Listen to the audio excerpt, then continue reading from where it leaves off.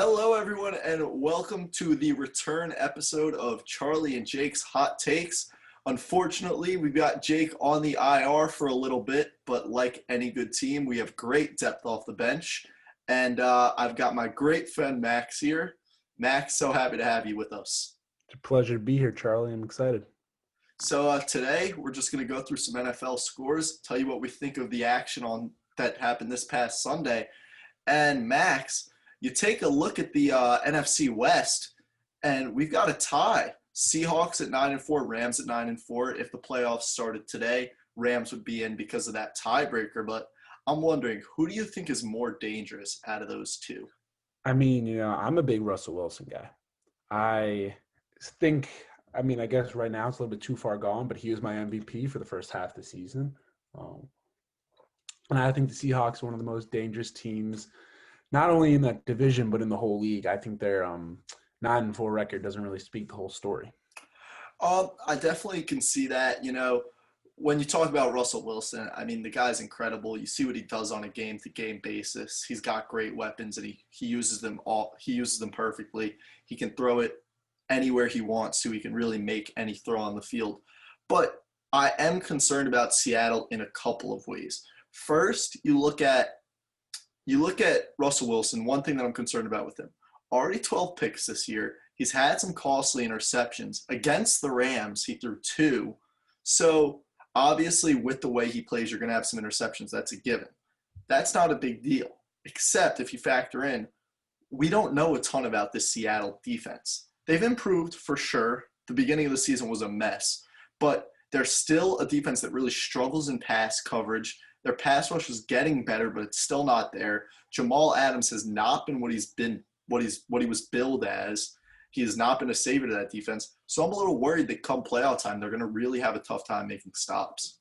They're no Legion of Boom, Charlie. But I think another key to the Seattle team is, getting the run going.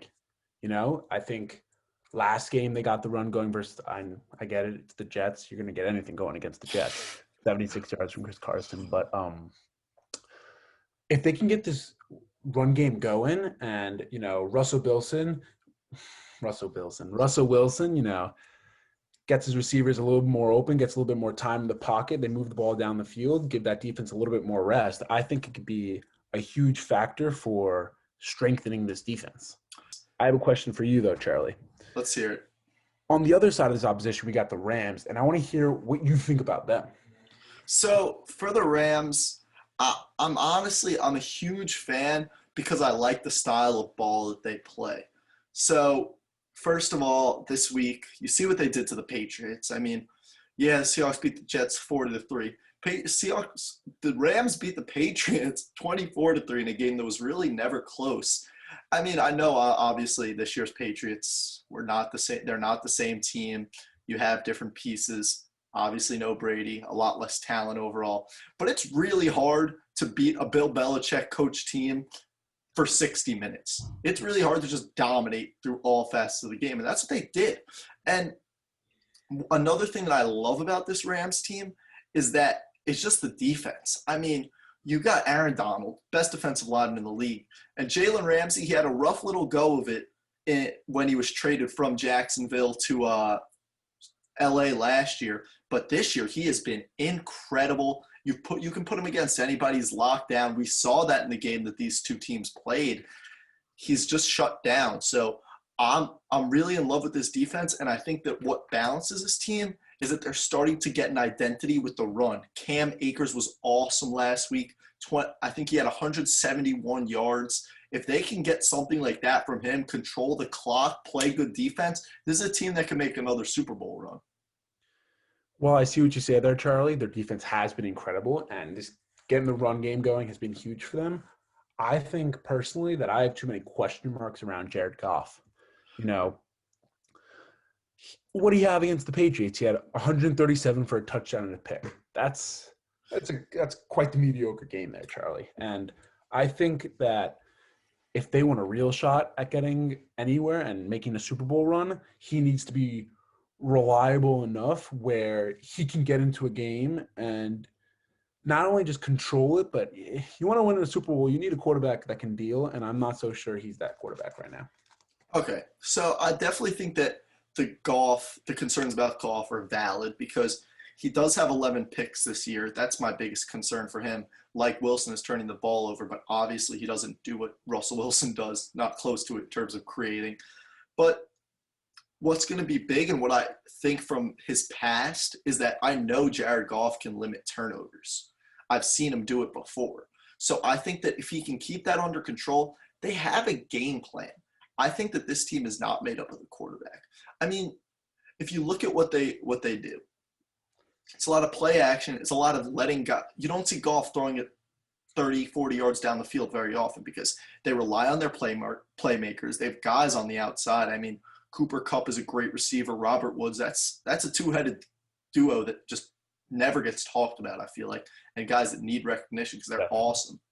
And I just think if Goff was called out a couple weeks ago by McVay. He had that bad game in San Francisco, and he's been limiting turnovers a little bit since. And I think I just have a feeling he's going to turn that corner, really limit the interceptions, let Cam Akers, Darrell Henderson get the work in, the offensive line's improving. And this defense is a hard nut to crack. You know what? You seem to be a Rams guy yourself, Charlie. I'm more of a Seahawks guy, but we will definitely see what happens in 2 weeks. Might have to, put a little personal wager, Charlie v. Max on that. Maybe some pride on the line, but I guess we'll have to see. Yeah, I'm excited. That's going to be a great game. So just to keep it rolling, we'll look at one notable score from 1 o'clock, and that from the 1 o'clock games Eastern time, as we are Eastern Coast men. We had the Chiefs. We had the Chiefs versus the Dolphins, and that game looked like the Dolphins were on their way to an upset, but Patrick Mahomes said, "I don't think so." That one ended up being 33-27 Chiefs. But the real question here is, can you stop? What is there to do? What is a defensive coordinator to do? Charlie, the man talks like Kermit the Frog. He eats way too much ketchup, and he's one of the best quarterbacks this league has ever seen. What happened in the first quarter of that game? He threw 2 picks. They go down 7-0 quick. They get a big deficit going into halftime or throughout that game, and he throws another pick. They still win the game. He's too good. How do you let a man throw 3 picks, played arguably his worst game that we've seen in a while, and they still put up 33 points? Tyreek Hill touched the ball 4 or 5 times, right? I know he had a rush, had like 3 or 4 receptions for 79, and he's still scoring 2 touchdowns. It's like it's an embarrassment of riches. It's like the weapons that they have. Like, for example, you look at a guy like Mecole Hardman. He had the return touchdown. That guy is the wide receiver 2/1 on a lot of teams in the NFL.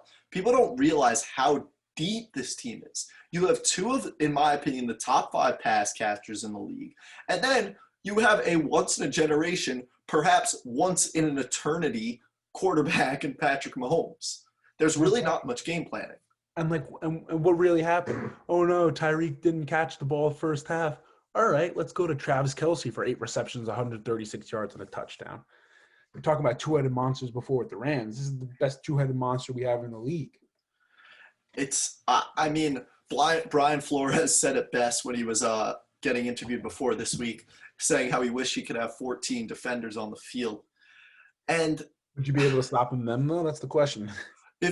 I was thinking about this, and you can answer this for me. Yeah. I think if you get the best guys at every position, I'm talking Aaron Donald, T.J. Watt, Jalen Ramsey at the corners, maybe throwing James Bradbury, most disrespected cornerback in the league, just putting that out there. Love that, man. If you put all those guys out there and you put them against the Chiefs, I still think the Chiefs get 28. They're just so hard to stop. That's an interesting question, Charlie. I mean, go around the league, I don't think there's anyone faster than Tyreek Hill. That's what I'm saying. And, Mahomes, there's like you said, this was probably, besides, I mean, he started one game at the end of the at the end of his rookie year where nothing really notable happened. Yeah, Besides that, this might be his worst game. So, definitely. so for your worst game to be 393 yards, 2 touchdowns, and your offense getting 26 points, obviously they got 7 off of special teams. That's absurd. And it's not That like is absurd. they're rushing the ball heavy either. Their leading rusher on the day was Tyreek Hill with 1 carry for 32 yards and a touchdown. So he's handling that load. Yeah, and there it should be noted there is some concern for me. I mean, I don't think they're. If I saw them come back from it was originally 10-0, and then they got those 30 points, 30-10, and then okay they put it to bed. No, they didn't. Dolphins come back, score 17, very close to making it a game. They really needed one stop. They had a lot of momentum. I thought that if they got a stop at the end of the game, they were going to come back and tie that one up. So that's where my concern is. Obviously, Miami's a great team. They're 8-5 for a reason. But you look at the Chiefs' schedule this year, and you look at the scores. They have kept teams in games for far too long. They beat the Panthers by 2. They beat the Raiders by 4 and lost to the Raiders once. They had a 27-3 lead on the Buccaneers, or 27-7, and it ended up being a 27-24 game. When you get to the playoffs, when you get to the AFC Championship, can you keep a guy like Josh Allen, let's say? If you keep them in the game and you don't put it away, could they end up really hurting themselves? Yeah, I definitely see your point, Charlie. I see where you're coming from, and you don't want them to pull Falcons or anything, but I think that their offense is too high octane. Their defense steps up when they need to, and they haven't blown anything just yet. And I'm not counting them out. For me, I mean, it's our job to get up here and say something bold, say what's wrong. Because if we just said the Chiefs are the best team in the league, Pat Mahomes the greatest QB to ever grace this earth, that wouldn't be us saying much. Other people say that as well. So we definitely have to find problems, but this isn't a problem that I would say I'm overly concerned about. Okay, that's fair. And I can't say that, I mean, right now, I'd say my odds-on favorite to make it out of the AFC is Kansas City, and I don't know, and I'm pretty confident in it, but I do think there's a formula. I think Kansas City's defense, especially against the run, subpar. So if you come in, you have a good running back, and you just ground and pound, you control the clock, you don't let Mahomes have the ball too much, maybe you can get something. I understand it's going to have to be a high-scoring game. Your running game is going to have to be completely effective. But there are teams in the AFC who can do that.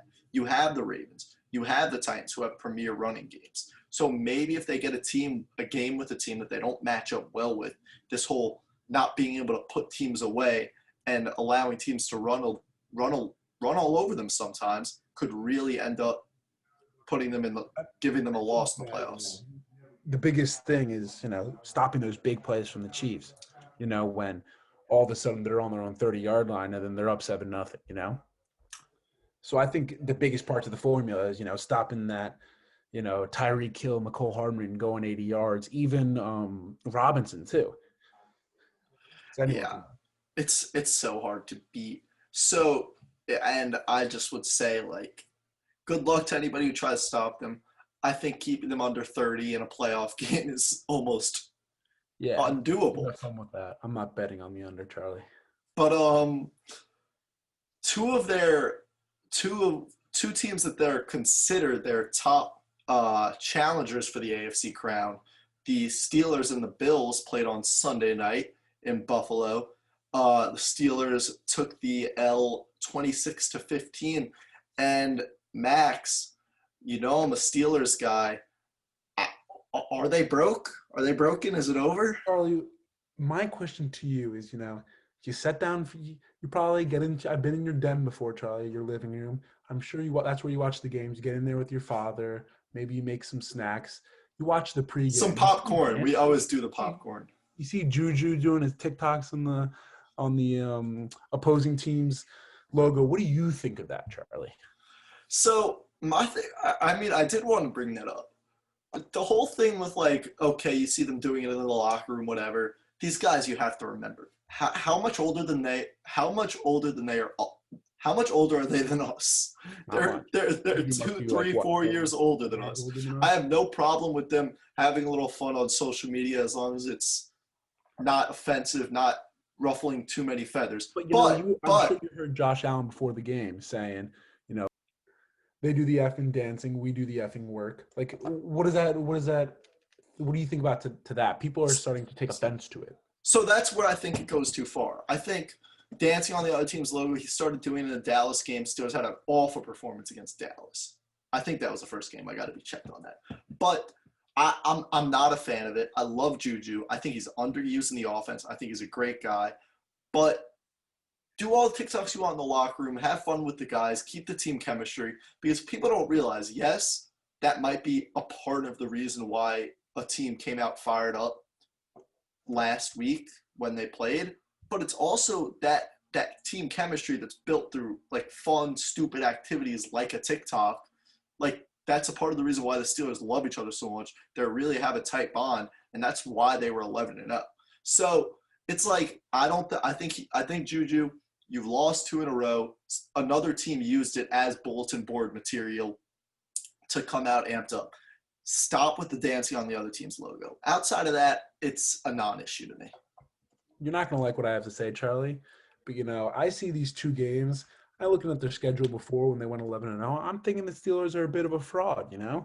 Let's see who they really beat. All right, they did pummel the Browns and they had a good win against the Titans, but other than that, I'd be hard pressed to find a great win. Giants, Broncos, Texans, Eagles are all pretty bottom tier teams. Cowboys, Bengals, Jags. I think that aside from the Bills, I think that the Steelers are a good team. Do I think they're an 11-2 team? Do I think they're a Super Bowl team? I like you, Charlie, but I do not think they're a Super Bowl team. And honestly, at this point, I'd have to agree. But just to go into it a little, to be the devil's advocate on behalf of the Steelers, even though for some reason I don't even know if they deserve it right now. Third game in 12 days. They've gotten screwed over by other teams' COVID situations twice. First, they were supposed to play, they ended up playing Tennessee week 7 or 8, I think it was. But originally, they were supposed to play Tennessee in week 4 and have their bye week middle of the season. That gets flipped because Tennessee has COVID. So you have to remember, Steelers haven't had a bye since September. Then you have the whole debacle with the Ravens game. Supposed to be a Thursday game, pushes it back a week. Then they have to play Washington on 5 days rest, then Buffalo on 6 days rest. That adds up to 3 games in 12 days. So that's where I give them the benefit of the doubt. Then you also look at the injuries. The defense wasn't really the problem. Their defense played well, given that the offense didn't do anything. It kept them on the field. But they are bad on defense. They have one middle linebacker. And so that's where I'll say, okay, that's excusable. If they ended up losing because of an offensive shootout, I would have been fine with the performance. But where I have an issue is the offensive side of the ball. It is miserable right now. At the beginning of the season, it was working because Ben was getting rid of the ball quickly and the receivers were making plays. Right now, Deontay Johnson, who's been Ben's top target, leads the league in drops. Eric Ebron has developed a drop problem. Chase Claypool's kind of disappeared. Juju is not used correctly, and they have no run game. You can't beat premier teams in the AFC without controlling the ball, and right now the Steelers have no offense. I definitely agree. I actually think that Big Ben's been on his game lately this whole season. I think he's come back really strong. If he's not the comeback player of the year, then I don't really know who is, other than maybe, I guess, Cam. But Alex Smith. Can't forget about Alex Smith. Alex Smith, 100%. But point being is, I think Big Ben's playing great, and I think that he still is getting rid of the ball fairly quickly. He definitely still is, but he's just not getting the playmaking. They're not making plays. And that's not his fault. Deontay Johnson. No. I mean, he was benched in the first quarter of the other night's game. Yeah, deservedly so too. James Conner is doing nothing. Running game's not doing anything. And it's so bizarre because they are a good pass blocking team, and then the offensive line can't seem to block for the runners. And definitely some of the blame goes to Conner. He really is he's already back on the injury report, 1 game back from a COVID issue. He's struggled with that throughout his career. And right now, I think you have 8 days. I think this game, This week you have 8 days rest until you play Cincinnati. So you have 8 days rest, and you're playing Cincinnati without Joe Burrow. You need to pummel Cincinnati if you're the Steelers. It needs to be a no mercy type of game where you come out angry and you dominate all 4 quarters. Then you have Indianapolis. That is the biggest game of your season. That's the game. Obviously, Indianapolis is not considered a top tier team by many, but they're a really good football team, and we saw that this Sunday when they beat the Raiders. So I think that's the biggest game of the Steelers season. I'd have to agree to you, Charlie. And on the other side of the ball, I think right now the Bills are playing Super Bowl caliber football. I mean, honestly, if they weren't in the same division or the same league as Chiefs, I'd be. I would see them as the favorite in the NFC, to be honest. What? I could see them as the favorite in the NFC. Definitely. If they were in the NFC. Josh Allen's is a high-tier quarterback right now. Stephon Diggs is another top 5 receiver. And, I mean, their defense is swarming. They're a great team to watch. And, they got it. They kind of got that, like everything you think about Buffalo. I love the city of Buffalo, Charlie. Yeah. It's a great city. With it comes, they have great fans and they have a certain type of grit that I think this team embodies. They talk about the dancing the other day. They don't really get caught up in all of that. They just show up, they put their hard hats on, and they get to work. And I think that this team, they're get it done by any means necessary type team, and I absolutely love that. Yeah, and it's that toughness really showed in this week's game because they come out, they were struggling. The Steelers' interior rush was really getting to them. Steelers have a great front seven. Allen was struggling a little bit, a couple of turnovers, and they just stayed the course. And then you have that big play, the pick six right before the end of the half. And after that, it almost felt like, okay, this game's over. Buffalo isn't losing the lead. And then you have Allen, who just stayed the course. He didn't start to force throws, really. I think he did throw one interception, but that was off a tip. It really wasn't his fault. Yeah. And then he just stayed the course. He knew that Stephon Diggs was eventually going to figure out the secondary and get open. And, man, I mean, the Vikings are so lucky they got Justin Jefferson because without that, losing Stephon Diggs would look horrendous because Stephon Diggs, so underappreciated, so good. He had such a bad rap coming into this year, and he's 100%. completely reversed. Completely reversed. I mean, he's one of the best receivers in the league is what it is. And, their passing attack was great. And, they're missing, one of their top options or probably their second option, John Brown, giving them, a 1-2 combo, not even with Diggs, but in the slot with Cole and John Brown. That's lethal. Can we talk about Cole Beasley for a second? Before we talk about it, his hair is amazing, Charlie. Oh, my God. His hair is amazing, and his play is ridiculous. He just delivers out of the slot. He's such a reliable pass catcher. And that's a team where, okay, where I'm concerned about them, in terms of now I'm looking at them as the clear number 2 in the AFC and thinking that they're on a crash course to play Kansas City at some point. I'm a little worried about the lack of run, but I think that because they have such reliable receivers that they can supplement the run. And also, I don't think they're going to have someone go for, like 100, 120 like that, but I think they can have, like this past game, Zach Moss, who can chip in 50 or 60, Singletary could chip in 40 with some receptions, and, Josh Allen's not afraid to scramble either. He's a big guy, he can gain some yardage. So, well, that definitely I would say is the weakness of their offense. I don't look at it necessarily as a weakness, Yeah. They can get it done. And it's Allen's ability as a runner is such an underrated part of his game. And just not even as necessarily a runner, but he can extend the play. And this dude can throw like very few in the league. There were some throws that were incompletions, but he was chased to the sideline and he was throwing sidearm and getting the ball 30, 40 yards down the field close to on target. Like, that's crazy. I was watching the game with my bud, and he's fading out of bounds, and he actually threw the ball like 40 or 50 yards. And I was just like, was that a 50-yard? I don't think he completed it. But I was just like, is that a 50-yard pass? My bud was like, no, that must have been 25 yards. He couldn't believe it. We watched it. It was a 50-yard incompletion. I was like, holy moly. Like, this guy's got Patrick Mahomes type arm. Yeah, he's got an arm.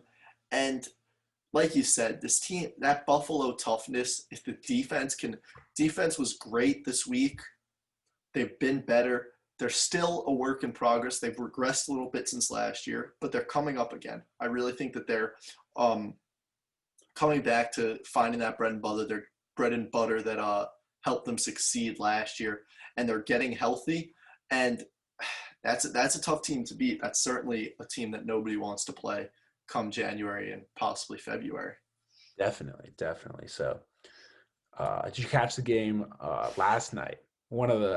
I would say one of the most wild Monday night games I think we've had in a long time. I think that I know you remember the Patrick Mahomes Jared Goff battle in 2018. I think this is the I craziest think game since then. I think this game took the crown just with the Oh, theatrics at the end.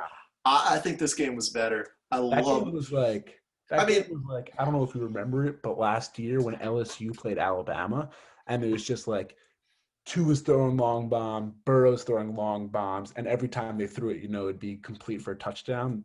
It was kind of like that, and I loved that. But getting back to this past Monday night game, before we even get into it, I just want to say a little prayer for the Cleveland Brown +3 bettors.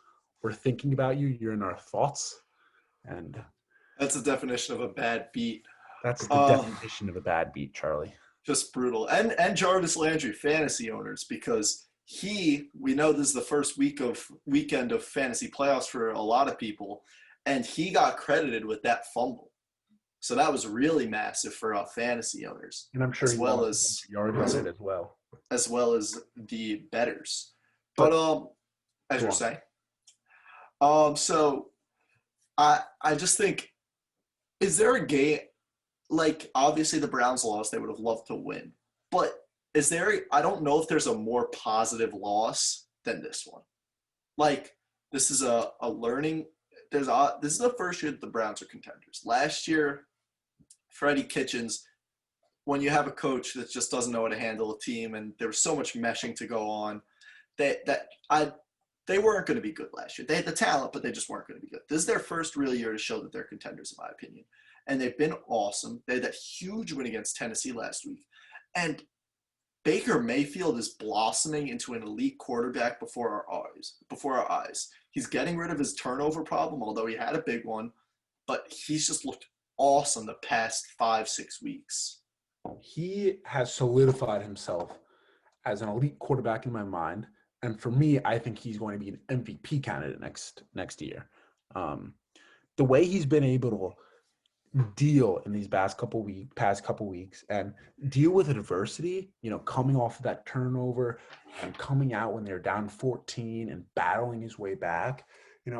I don't want to say it's because of Odell, but I felt like in the beginning of the season and last year, he would try to force the ball to Odell and, always know where he was and eye him down. And I think now he's playing much looser, slinging the ball around the field, not really worrying about who he's throwing to and feeding necessary people.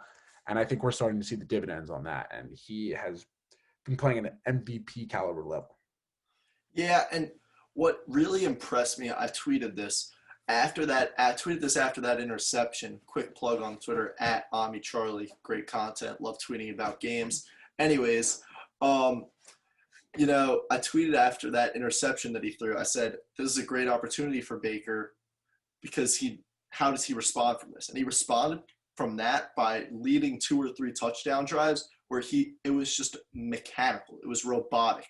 Great throws, working with his running backs, working with his line, using his legs when he needed to. Tell me that when he slid into the end zone for that touchdown, for his rushing touchdown, tell me that wasn't electric. That's one of the moments where I was like, imagine if this stadium was packed to the brim. It would have been pandemonium in Cleveland. And it kind of was with the little crowd that was there. Most definitely. And I mean, what about that 2-point conversion dropped in the hands of Kareem Hunt, caught by Donovan Peoples-Jones? It doesn't get better than that. Yeah, that was a good call on the 2 points. And I think that definitely both teams have to look at it and say, okay, yes, it was a great game, but both of our defenses got absolutely lit up. Yeah, definitely. I think for the Brown side, they are, they're a couple pieces away from being an elite contender in this league, and they all come on this defensive end. Being able to make plays when they absolutely need it. I mean, there were times last night, and he played a great game. Do not get me wrong. Olivier Vernon played a great game last night. But there were times where he was in that backfield with Lamar, and I get it. It is Lamar Jackson, the hardest man to tackle in the league. But there were times where he could have put that game away yesterday. But on the flip side, I'm looking at this Ravens team, and I'm thinking, at first I thought Lamar needs to be able to throw. He needs to be able to sit back in that pocket and deal. But last night was the first time, this season that he was really running like himself. And I think, it's no surprise that the outcome was the outcome. It opened up everything for Lamar.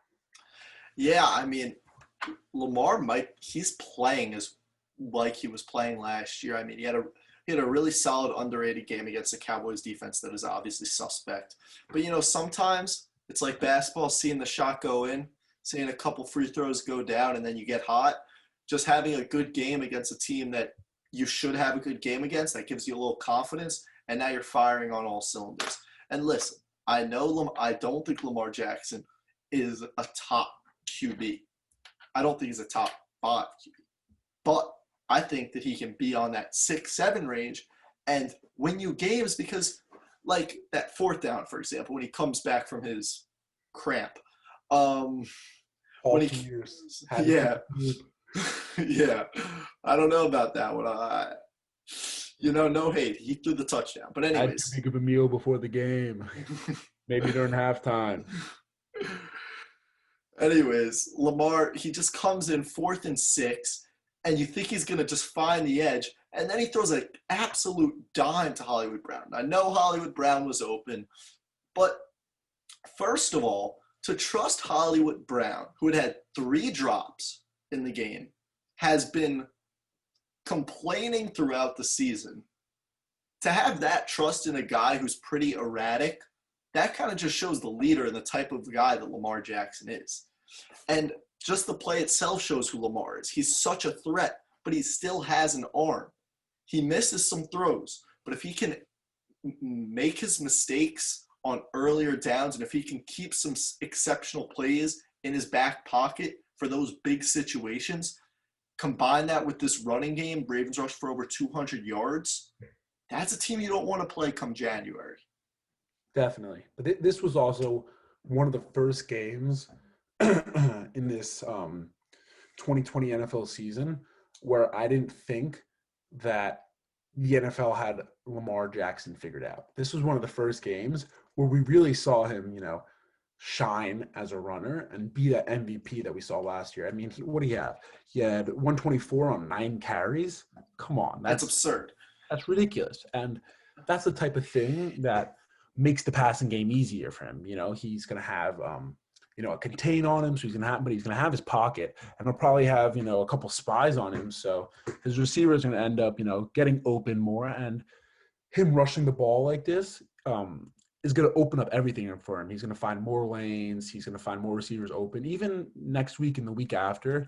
And I see this as a total win for the Ravens, who are picking up some nice momentum going into the postseason. Yeah, and just one more thing on Lamar. I just feel like one of the reasons it might have seemed like teams figure him out is because of a less aggressive running style where I think this is from a coaching standpoint, having him go out of bounds a little bit more, having him slide a little bit early. He was not doing that. He was going for it. And there is calculated risk there. One hit and everything could be done for Lamar. Unfortunately, that's the nature of being a quarterback in today's NFL. But the same thing can happen when you're standing in the pocket. So I think you got to let Lamar play his game. You got to let him run for as many yards as he can possibly get, take some calculated risks, hope that he can make the throws.